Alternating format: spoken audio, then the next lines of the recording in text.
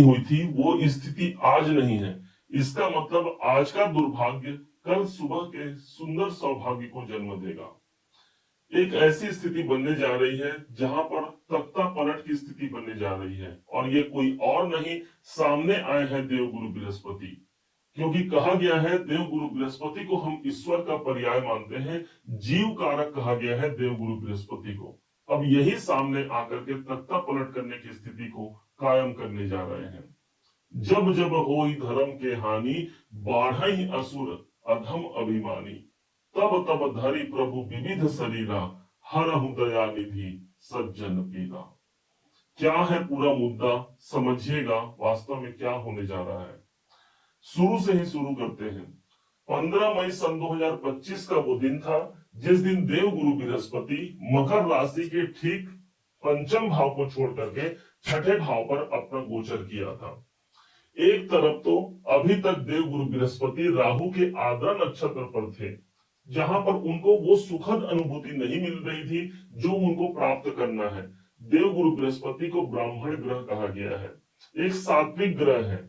अब उन सात्विक ग्रह को, दाल रोटी खाने वाले, सात्विकता भोजन करने वाले को यदि कुछ ऐसा माहौल दे दिया जाए जहां पर दानवी उस घर का प्रभाव हो, तो क्या उनको वो सुखद अनुभूति मिलेगी? नहीं। और परिणाम निकला, जो कुछ देवगुरु बृहस्पति को वास्तविक रूप से अतिचारी अवस्था पर जो करना था वो हम तक वो रिजल्ट नहीं पहुंच पाया। और तभी एक अगला डेट आता है 20 जुलाई सन 2025 को, जिस दिन शुक्र पंचम भाव को छोड़ करके ये भी छठे भाव पर आ जाते हैं जहां पर देवगुरु बृहस्पति पहले से है। दोनों गुरुओं का आपस में मंत्रणा होता है, दोनों विचार विमर्श करते हैं, और देवगुरु बृहस्पति ने अपने समर्थन में ले लिया शुक्राचार्य को। शुक्राचार्य जी ने भी एक कंडीशन रखा कि भाई ठीक है, आप तख्ता पलट तो स्थिति आप बना लीजिए, लेकिन मेरा जो घर है, अर्थात मेरा मूल त्रिकोण जो घर है, जो कि मकर राशि का कैरियर का भाव है, इस भाव को आप मत बिगाड़िएगा। एग्रीमेंट पूरा होता है।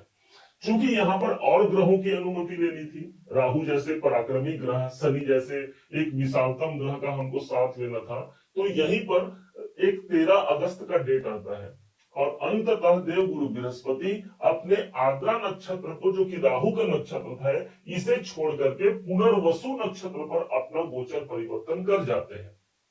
अब ये वास्तव में जो नक्षत्र का होता है फल, वो ऐसा होता है जैसे आपने मोबाइल पर कोई फोटो देखा और उस फोटो को देखा तो आपको वो पिक्चर बहुत क्लियर साफ नजर आया, लेकिन जैसे ही आपने उसे जूम किया तो जूम करने के साथ ही वास्तविक पिक्चर आपको निकल के आया, कहां पर दाग धब्बे हैं, कहां पर सुंदर स्थिति बन रही है।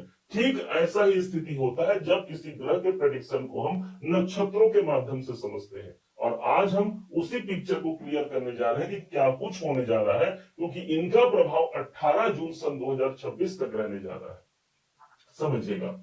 अब यहाँ पर देवगुरु बृहस्पति का जो शुभ प्रभाव आ गया, वो 10वें भाव पर आपके अपने कैरियर घर पर तो आ गया। अब गुरु के पास स्वयं की जो घर होती है वो 9 नंबर का है, मतलब 12वां घर यहाँ प्रभावी हो गया, और 12 नंबर इनका स्वयं का घर होता है मीन राशि, जहां पर ऑलरेडी देवगुरु बृहस्पति के घर पर शनि देव मौजूद है। अर्थात जहां पर शनि है उस घर पर भी इनका सपोर्ट मिल गया शनि का।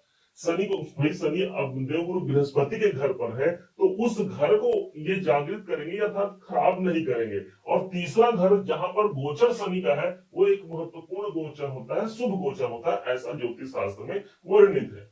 अब एक ग्रह बच गया राहु। राहु पर ही इनकी नवम दृष्टि पड़ती है, और नौवीं दृष्टि से ये राहु को भी अपने सपोर्ट में ले लिए। ये रहा सातवीं दृष्टि, और ये नवम दृष्टि, और ये पंचम दृष्टि। इन घरों का प्रभाव मिल गया और शनि का भी सपोर्ट मिल गया। अब प्रेडिक्शन क्या निकल करके आएगा, इसको हमने 3 भागों में विभक्त किया है। पहला जो भाग होगा, इस प्रेडिक्शन को आप समझिएगा ठीक 13 अगस्त 25 से लेकर के 18 अक्टूबर 2025 तक। चूंकि छठे भाव से देख रहे हैं, 10वें भाव को देख रहे हैं, तो नौकरी वालों के लिए एक बेहतर समय हो गया। हमारे मेहनत का परिणाम हमको प्राप्त होता है, कुछ नई अनुभूतियां हमको अपने कर्म क्षेत्र पर देखने को मिलेगा, क्योंकि कैरियर भाव पर शुक्र के राशि पर गुरु की दृष्टि पड़ रही है। इससे कर्म क्षेत्र पर बड़े सफलता के अवसर हमको प्राप्त हो सकते हैं, इसमें कोई भी दो मत की राय नहीं है, क्योंकि शुक्र का समर्थन मिला तभी तो देवगुरु बृहस्पति ने अपना ये सत्ता परिवर्तन का आपका पक्ष रखा था। इसलिए कैरियर सबसे ज्यादा बनने और सजने संवरने जा रहा है। अब यहीं पर गुरु की दृष्टि 12वें घर पर पड़ रही है। आप यदि अपने कर्म क्षेत्र को विदेश पर ले जाना चाह रहे हैं या विदेश से जुड़ा हुआ कोई कार्य कर रहे हैं, इंपोर्ट एक्सपोर्ट संबंधी काम कर रहे हैं, हॉस्पिटल में आप कोई काम कर रहे हैं या उससे जुड़ा हुआ आप कोई काम कर रहे हैं, योगा टीचर आप यदि हैं, तो इन सब लोगों को 12वें घर के एक्टिवेशन में आने से उनको ज्यादा मजबूती से परिणाम मिलेगा। भूलिएगा मत, देव गुरु बृहस्पति का दूसरा नाम भाग्य भी होता है। अब उसी भाग्य का समर्थन, अपना ज्यादा कॉन्फिडेंस आ गया ना गुरु के पास, अपना स्वयं का इनको नक्षत्र मिल गया और इसलिए 12वें घर के परिणाम भी हमको पॉजिटिव मिलेंगे। ये घर देव गुरु बृहस्पति का अपना घर होता है। कोई बड़ा इन्वेस्टमेंट करना चाहते हैं, इस समय पर बड़े इन्वेस्टमेंट पर भी आप काम कर सकते हैं। अब यहाँ द्वितीय भाव पर राहु के ऊपर इनका प्रभाव हुआ। एक उद्दंड बालक सिर्फ और सिर्फ अपने गुरु के ही अधीन होकर के काम करता है। यदि द्वितीय भाव पर राहु आए हैं और हमको आर्थिक समस्या फेस करना पड़ रहा है, अनायासी भय और भ्रम की स्थिति बनी हुई है, तो यहाँ अब उसी को तख्ता पलट करने के लिए गुरु की दृष्टि आ गई है। हम न सिर्फ धन कमा पाते हैं बल्कि धन संग्रह कर पाते हैं, न सिर्फ पारिवारिक कलह को दूर कर पाते हैं बल्कि परिवार में एक सुख सौभाग्य, एक सौहार्द की स्थिति हम बना पाते हैं। ये इनका प्रभाव हो गया द्वितीय भाव पर इनकी दृष्टि का पड़ना। द्वितीय भाव आपका स्पीच भी हो गया, इसलिए अपने वाणी से जुड़ा हुआ कोई काम करते हैं, कोई सिंगिंग में है, कोई ऐसा कोई कार्य करते हैं जिसमें आपके वाणी का यूज होता हो, तो वहां पर एक अच्छी सफलता मिलने जा रही है। राहु जैसे ग्रह पर अब गुरु का लगाव लग गया है। अब एक घर बच गया और वो है आपके तीसरे घर, जहां पर शनि देव बैठे हैं। अब ये प्रभाव भी आ गया। अब तीसरा घर प्रभावी होने से जो लोग मार्केटिंग में है, सेल्स में है, स्पोर्ट्स में है, आईटी में है, ऑनलाइन कोई काम करते हैं या फिर ऐसे कार्यों में संलग्न है जिनको यातायात या ट्रेवलिंग से संबंधित जिनका काम हो, उन सब लोगों को भी यहाँ पर विशेष प्रभाव मिलने जा रहा है, एक शुभ प्रभाव मिलने जा रहा है। भाग्य के कारक देव गुरु बृहस्पति का प्रभाव हमको मिल गया। ठीक हमारे तीसरे घर पर शनि हमारा कर्म है, तो देव गुरु बृहस्पति को हम भाग्य कहते हैं। ये प्रेडिक्शन आपने सुना। अब दूसरे पॉइंट पर चलते हैं, जहां पर 18 अक्टूबर से लेकर के 5 दिसंबर सन 2025 तक अगला प्रभाव आएगा। होगा क्या? एक ऐसा समय आएगा जहां पर 18 अक्टूबर को देव गुरु बृहस्पति छठे भाव को छोड़ करके एक घर आगे प्रवेश कर जाएंगे, 4 नंबर की राशि पर आ गए और मकर राशि के लिए एक हंस राजयोग का निर्माण हो गया गोचर में। अब जब सप्तम भाव प्रभावी हो गया तो बिजनेस वालों के लिए एक अच्छा परिणाम हो गया कि हाँ भाई, मैं अपने बिजनेस को अच्छा बढ़ा सकता हूँ, ग्रोथ करा सकता हूँ। जिनके विवाह नहीं हो रहे हैं या वैवाहिक जीवन को लेकर के यदि हम परेशान हैं, तो एक सुंदर सुखद अनुभूति हमको प्राप्त होती है। अब यहाँ एक चीज की वृद्धि हो जाती है, क्योंकि अब यहां से देख रहे हैं तो दसम भाव पर इनकी दृष्टि जा रही है, लेकिन जब सप्तम भाव से देखेंगे तो एक घर आगे बढ़ गए, 11वें घर पर दृष्टि आ गई और ये है बड़े लाभ का अवसर। अर्थात न सिर्फ हम धन संग्रह कर पाते हैं बल्कि बड़े इनकम को भी प्राप्त कर पाते हैं, जिससे हम अपने पारिवारिक जीवन को कोई परेशानी है तो उससे मुक्त हो पाते हैं। कोई कर्जे चल रहे हैं उस कर्जे से मुक्त हो पाते हैं, क्योंकि हमारे इनकम का यहाँ पर दायरा बढ़ गया। अब पुनः फिर से एक समय आएगा, ठीक 5 दिसंबर के शाम का समय होगा, देव गुरु बृहस्पति वक्री चल रहे होंगे और पुनः फिर से एक घर पीछे आ जाएंगे। मतलब जहां से इन्होंने यात्रा की शुरुआत की थी, पुनः देव गुरु बृहस्पति उसी घर पर आ गए।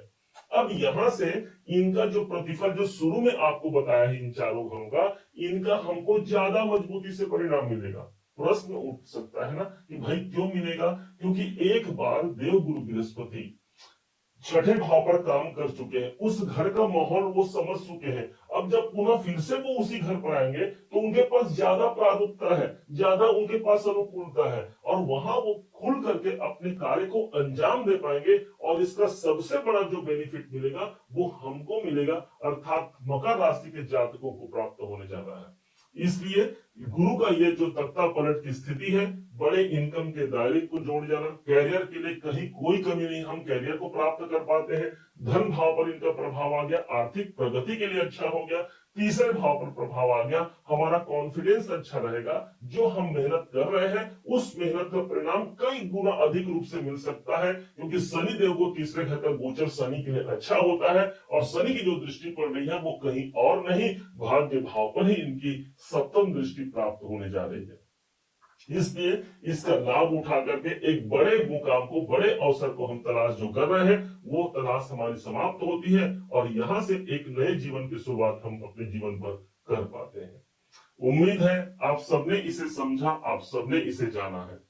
यदि आपने इसे समझा है, जाना है, मेरे समझाने का प्रयास यदि आपको सार्थक लगा हो, मेरे समझाने का तरीका यदि आपको सार्थक लगा हो, तो हर बार की भांति इस बार भी अपना प्यार भरा लाइक और कमेंट करना कभी मत भूलिएगा। और हाँ, यदि अभी तक आपने चैनल को सब्सक्राइब नहीं किया है, सब्सक्राइब जरूर कीजिएगा। पुनः एक बार फिर आप सभी का दिवस बहुत मंगलमय हो, इन्हीं शुभकामनाओं के साथ। जय श्री राम।